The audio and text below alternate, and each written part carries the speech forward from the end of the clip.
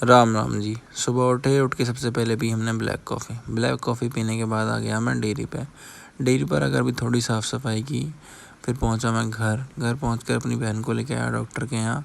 फिर वापस घर पहुंचा, फिर की वापस से घर में साफ़ सफाई और अपने मित्रों को किया बाहर शिफ्ट। फिर ट्रैक्टर निकाल के हम चल दिए खेत की तरफ।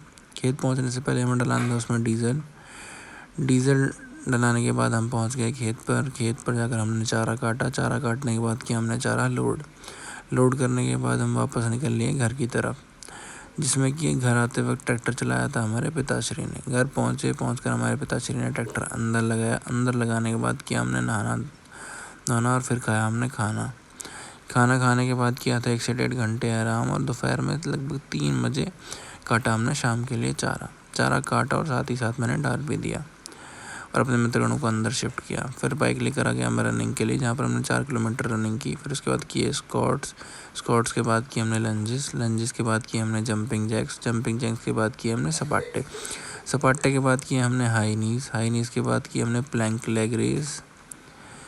फिर किए हमने साइड क्रंचेस के बाद किए हमने लेग रेस। और यहीं पर वर्कआउट करके हम चल दिए घर की तरफ। घर पहुंचने के बाद सुबह के लिए चारा डाला और उसके बाद खाई हमने पोस्ट वर्कआउट मील अपनी।